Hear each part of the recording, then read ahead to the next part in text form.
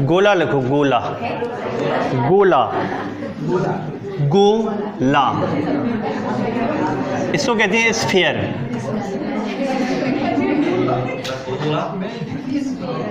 Sphere, ठीक है, sphere. देखने में स्पष्ट देखो 3D आकृति है, अपन उभार नहीं सकते, 2D को उभार सकते हैं, फिर भी हम कोशिश कर रहे हैं। देखने में कुछ ऐसा दिखाई देता है ऐसे, तुम कहोगे ये तो वृत्त होता है, तो वृत्त नहीं है, 3D है। जो तुमने गोला हाथ में लिया, गेंद है, गेंद उसी को गोला बोला जाएगा, गेंद है जो। और वृत्त क्या है, वृत्त को हाथ में ले नहीं सकते, वृत्त तो जैसे वृत्ताकार मैदान है, वो वृत्ताकार है गोल, तो ये गेंद जैसा रहता है। तो हम क्या कह रहे हैं इसमें कि इसका 3 फॉर्मूले कैसे याद रखोगे कि आयतन का, एक LSA का, एक TSA का। तो बड़े ध्यान से सुनना, जो इसका LSA है वही TSA है, इसमें अलग नहीं है। इसमें दीवारें होती ही नहीं है, या ऐसे मान लो कि जो दीवारें हैं वही संपूर्ण पृष्ठ है। दीवारें तो उसकी होती हैं जिसका कोई आधार हो। तुमने इसमें ऐसे धक्का दे दिया, तुम दीवारें बदल गई बाकी लोग, तो पूरी की पूरी दीवारें हो, पूरी की पूरी टोटल सरफेस एरिया है। तो जो दीवारें हैं वही टोटल सरफेस एरिया है। दीवारें और टोटल सरफेस एरिया अलग नहीं है। जो दीवारों का क्षेत्रफल है वही संपूर्ण पृष्ठ का क्षेत्रफल है, जो वक्र पृष्ठ का क्षेत्रफल है वही संपूर्ण पृष्ठ का क्षेत्रफल है। किसमें? गोला में, क्योंकि गोला में कोई आधार तो है नहीं है इसका, जो वो तो झड़क जाएगा हाल के हाल। समझ रहे बात?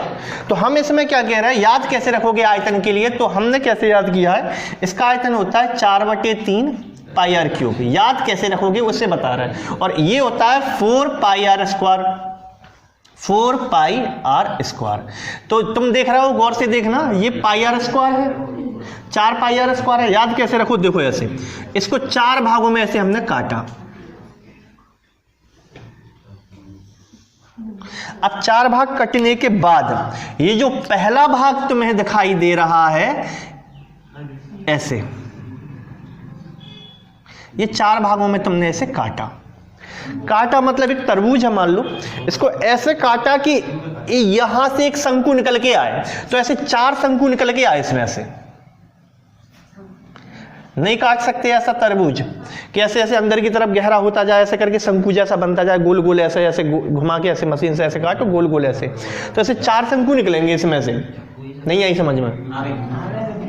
अब 4 शंकु निकलेंगे तो इसमें एक बात याद रखना, ये जो हाइट होगी ना इसकी, ये जो हाइट होगी इसकी, ये जो हाइट होगी और ये जो त्रिज्या होगी, ये त्रिज्या और ये वाली हाइट, ये अगर वास्तव में एक गोला है तो ये बराबर ही निकलती है, बराबर ही निकलेगी। अगर वास्तव में गोला है तो ये बराबर ही निकलेगी, तुम्हें याद रखना है।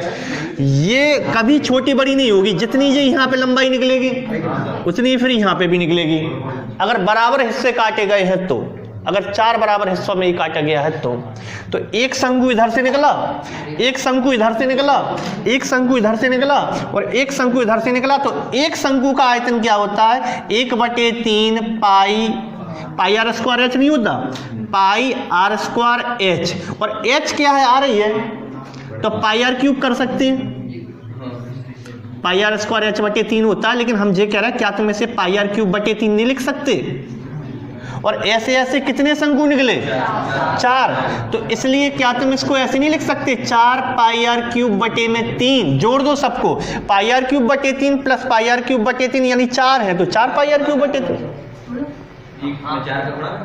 हाँ 4 का गुणा कर दो, ऐसे ऐसे 4 है ना, तो एक का है पाई आर क्यूब बटे 3, एक शंकु का पाई आर क्यूब बटे 3 है, तो ऐसे 4 शंकु का कितना है, 4 पाई आर क्यूब बटे 3 है। तो वहीं से ये बना है 4 पाई आर क्यूब बटे 3 या 4/3 pi R cube, 4 pi R cube बटे 3 या 4/3 पाई आर क्यूब यहां से बना है। और रही बात इसकी, ये सतह का क्षेत्रफल होता है, अंदर का नहीं होता, तो अंदर मत जाना। ऊपर की सतह ये गेंद की, ये एक वृत्ताकार रूप लेगा, तो ये हो जाएगा पाई आर स्क्वायर इसका, और ये भी वृत्ताकार रूप लेगा पाई आर स्क्वायर इसका, ये भी वृत्ताकार रूप लेगा पाई आर स्क्वायर इसका और पाई आर स्क्वायर इसका। तो कितने पाई आर स्क्वायर हो जाएंगे? 4 पाई आर स्क्वायर हो जाएंगे। याद रखने का तरीका है, तुम ऐसे जल्दी याद रख सकते हो कि इसमें 4 शंकु निकलते हैं, तो एक शंकु का हो जाएगा पाई आर स्क्वायर h/3, एच है वो आ रही है, h है वो r ही है, तो ये हो जाएगा पाई आर क्यूब बटे 3। तो ऐसे ऐसे 4 हैं तो 4 पाई आर क्यूब बटे 3 आयतन हो गया। और एल ऐसे टी ऐसे, तो सतह का क्षेत्रफल जे पाई आर स्क्वायर, जे पाई आर स्क्वायर, जे पाई आर स्क्वायर, जे पाई आर स्क्वायर, तो 4 पाई आर स्क्वायर। यही एल ऐसे है, यही दीवारें हैं, यही दीवारें हैं और यही टोटल है, यही दीवारें हैं इसकी और यही टोटल है। इसको लिखूं। इसके बाद हेडिंग अर्धगोला डालेंगे। अर्धगोला, अर्धगोला,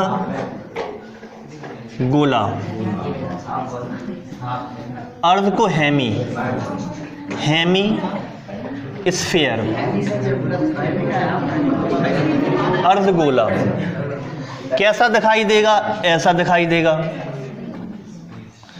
गेंद के लिए तुमने काट दिया ऐसे हसिया से ऐसे, अब तुम ऐसे 2 टुकड़े उसके ऐसे हैं ऐसे, अब तुम देखें वही है अर्धगोला। अर्धगोला है और इस गोले में देखो कितने निकलेंगे ठोस, या फिर मान लो तरबूज है, तुमने तरबूज को बीच से जस्ट बीच से काटा, एकदम गोल तरबूज था एकदम गोल, अब आधा बन गया, अब उसमें कितने निकलेंगे? तो उसमें देखो याद रखने के लिए कैसे याद किया हमने, तो इसमें देखो एक शंकु तो तुम अर्धगोले में यहाँ से भी निकलेगा, ऐसे करके निकाल सकते हैं, ऐसे करके एक ऐसे एक शंकु, एक जे शंकु बनेगा और एक शंकु इस तरफ भी बनेगा। चित्र हाथ से बनता तो सही नहीं बन पाएगा, लेकिन याद रख लेना कि एक इस तरफ भी बनेगा, एक इस तरफ से शंकु निकलेगा, एक इस तरफ से शंकु निकलेगा। तो ये क्या हो जाएगा? पाई आर स्क्वायर यानी पाई आर क्यूब बटे 3 कैसे निकलेंगे? 2, तो ये आयतन हो जाएगा। अब एल ऐसे क्या बनेगा? एल ऐसे माने दीवारें, इसकी दीवारें अलग हैं, क्यों? क्योंकि इसका बेस है, इसकी दीवारें जे है केवल इतना हिस्सा, तो पाई आर स्क्वायर जे वाला और पाई आर स्क्वायर जे वाला, तो ये हो जाएगा 2 पाई आर स्क्वायर। और टोटल सरफेस एरिया में नीचे वाला 1 पाई आर स्क्वायर, तो ये हो जाएगा 2 पाई आर स्क्वायर में 1 पाई आर स्क्वायर और जोड़ दो तो 3 पाई आर स्क्वायर। ये देखने में तुम्हें बड़ा छोटा जरूर दिखेगा, लेकिन है नहीं है, ऐसा होता नहीं है। अगर वास्तव में गोला ओपन 3D उभार नहीं सकते पेपर पे, तो pi R square, pi R square, pi R square, नीचे का 3 पाई आर स्क्वायर, और वरना दीवारें लोगे तो केवल जे पाई आर स्क्वायर इधर का, पाई आर स्क्वायर इधर का, 2 पाई आर स्क्वायर। और अगर आयतन ले रहे हैं तो पाई आर क्यूब 3 जे पूरा और पाई आर क्यूब 3 जे पूरा, तो 2 पाई आर क्यूब 3 हो जाएगा। इसको लिखूं।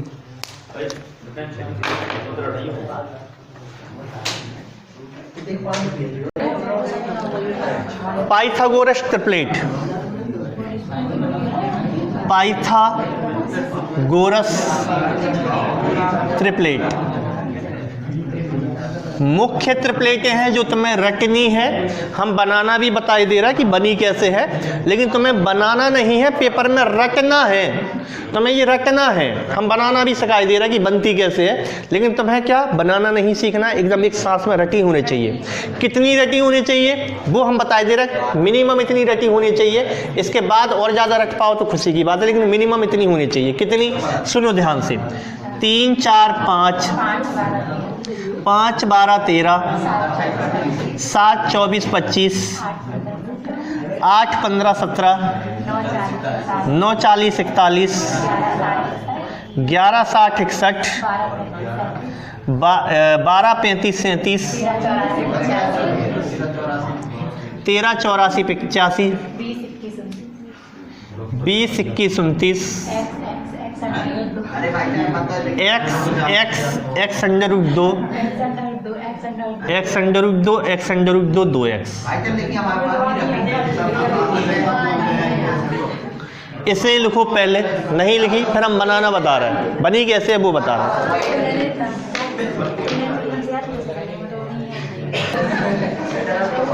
देखो, अगर मान लो कोई कह दे कि समकोण त्रिभुज में एक भुजा 3 है, एक 4 है, जे क्या है? अगर तुम्हें रटी है तुम कहोगे 5 है। अगर मान लो कल के दिन किसी ने कह दी कि ये 24 है, ये 32 है, ये क्या है, तो तुम क्या करोगे? सुनना ध्यान से। 24 लिखो, 32 लिखो, ये पता नहीं 8 कॉमन ले लो, तो 3 4 5 की ट्रिपलेट है ना ये। तो तुम कहोगे अगर ये 24 है, अगर ये 32 है, तो फिर ये 40 है, सीधे लिख दो 40। आ रही बात समझ में?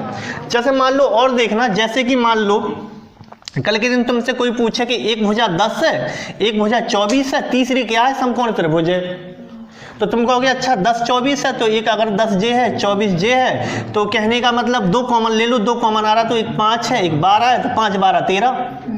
तो ये 10 है, ये 24 है, तो फिर ये 26 है। आ रही बात समझ में? तो इससे क्या है, तुम निकाल सकते हो कि तीसरी भुजा क्या है, या फिर वो कर्ण दे दे। एक चीज और है कि लास्ट वाली कर्ण है सब में, लास्ट वाली लाइन हमेशा कर्ण है सब में। और पाइथागोरस कहाँ लगती है? समकोण त्रिभुज में।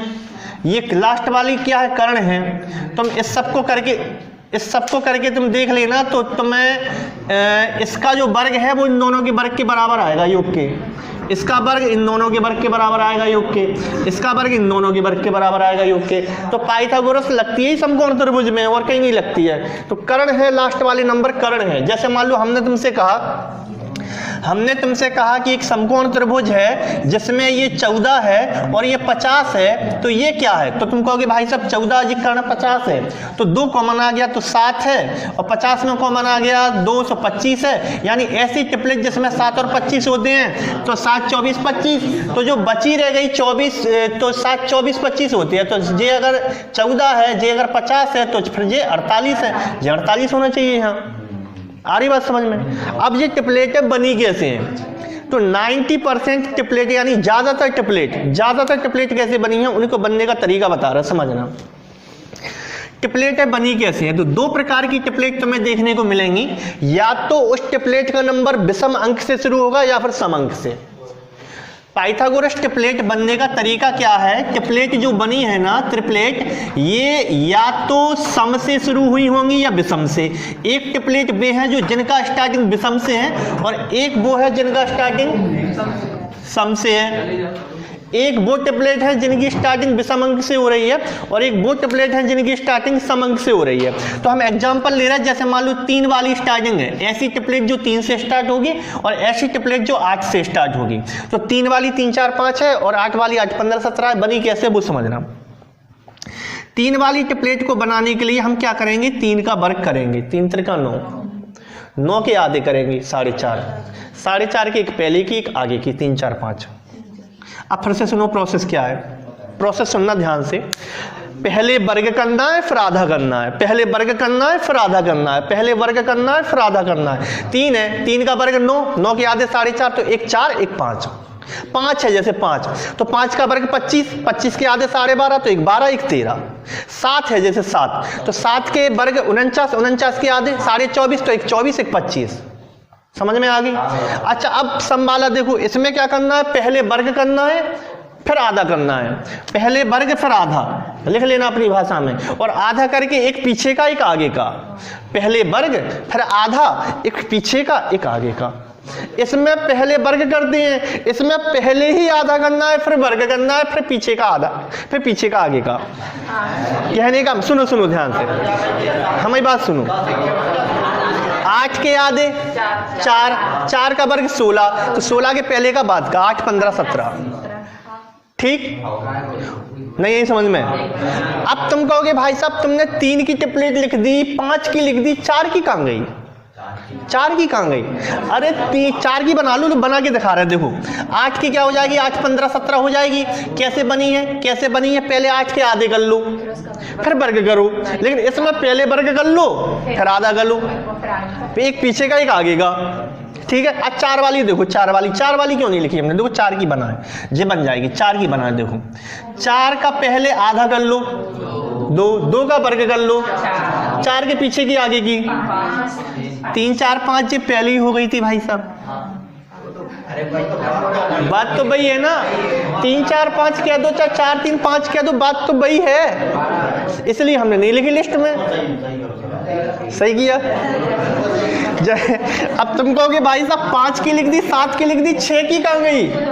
6 की कहां गई? तो सुनो ध्यान से सुनो, 6 है, 6 के आधे कर लो 3 का वर्ग करो 9 के पहले की बाद की 8 और 10, तो 6 8 10 हो तो गई। 3 4 5 देखो 6 में कॉमन लो, 6 8 10 है, कॉमन लो क्या आएगा? 2, तो 3 4 5 हो तो गई, इसलिए नहीं लिखी। आ रही बात समझ में? तो मेन टेम्पलेट यही है, प्रमुख टेम्पलेट यही है। इससे बहुत काम आसान होने वाला है तुम्हारा, अगर ये रटी है एकदम। अच्छा जे और समझो x x x under root 2 क्या है? इसका मीनिंग क्या है? इसे साफ कर दे हम इसे। हमने इसमें एक लाइन नहीं लिखी, वो तुम लिखोगे क्या? विषम से शुरू होने वाली टेम्पलेट में पहले वर्ग करते हैं, फिर आधा करते हैं, एक पीछे की एक आगे की ले लेते हैं। लिख दें जा हम। तो पहले लिख दे, हम जगह नहीं दिख रही, जगह है। अच्छा जे तो तुमने उतार ली थी ना, उतार ली, जे साफ करे दे रहा है।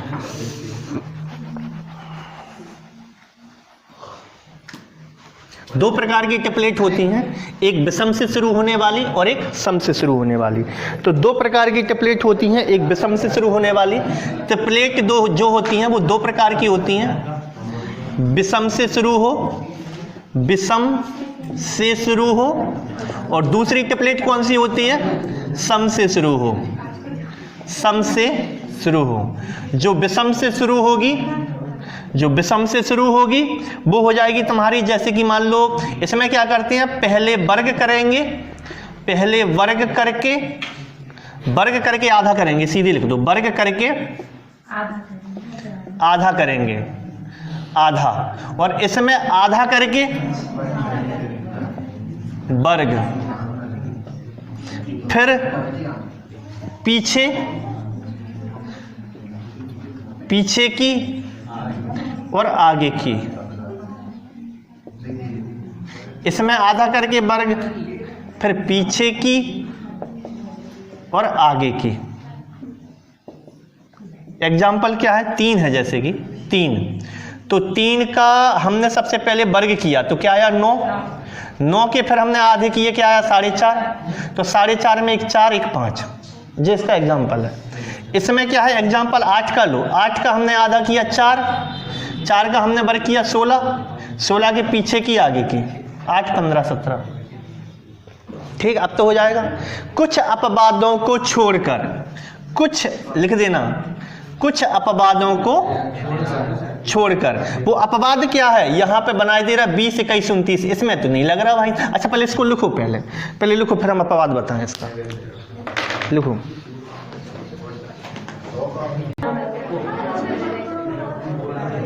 देखो ध्यान से, हम अपवाद की बात कर रहे हैं, तो अपवाद क्या है, जैसे मान लो कुछ अपवाद की बात कर रहे हैं, तो जैसे मान लो 20 की टेप्लेट है, तुम कहोगे 20 तो भाई साहब सम से शुरू हुई है, तो पहले तो तुम कर लो इसका आधा, तो आधा करोगे तो आएगा 10, फिर तुम कहोगे कि वर्ग कर लो, वर्ग आएगा 100, फिर तुम कहोगे 100 के बनेंगे एक 99 और एक 101, तो इसकी टेप्लेट बनेगी 20 99 101, और हमने याद करी है 20 21 29, तो तुम कहोगे इनमें, हाँ जी तो लिखा, अच्छा 20 21 29, तो हम अब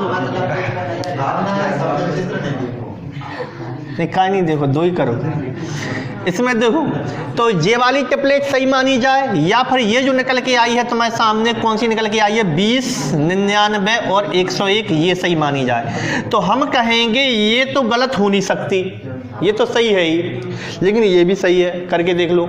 इसमें 20 का स्क्वायर 21 का स्क्वायर जोड़ के 29 के स्क्वायर के बराबर ही आएगा, और इसमें भी 101 का स्क्वायर और 99 का स्क्वायर 20 के स्क्वायर के बराबर ही आएगा, तो ये विधि गलत हो नहीं सकती कभी भी, किसी भी अंक के साथ गलत नहीं हो सकती। लेकिन कुछ ऐसी टेप्लेटें भी हैं जहां वो बनती हैं और ये नहीं लग रही है, फिर भी वो बन सही है, तो जैसे 20 21 29 का एग्जांपल है, लेकिन ये भी सही है, 20 की टेप्लेट ये भी सही है और 20 की टेप्लेट ये भी सही है। ठीक है, तो ये बात तुम ध्यान रखना। अरे हम ये कह रहे हैं 20 की टेप्लेट अपने लिस्ट में लिखी 20 21 29, और 20 की अगर विधि से बनाओगे तो 20 को सम है अंक, सम, तो पहले आधा करोगे तो 10, 10 का वर्ग किया 100, तो 100 के पीछे की 99 और 101, तो टेप्लेट बनी 3 अंक कौन से, 20 99 101, हमने लिखी 20 99 101, तो ये भी सही है, और जो तुमने याद करी 20 21 29 वो इस विधि से नहीं बन रही, फिर भी वो सही है 20 21 29। इसका वर्ग इन दोनों के वर्ग के योग के बराबर आएगा, और इसका वर्ग इन दोनों के वर्ग के योग के बराबर आएगा, तो ये भी सही है वो भी सही है, यानी ये विधि कभी फेल नहीं होती, लेकिन इसको छोड़ के भी कुछ और बन सकती है ऐसे।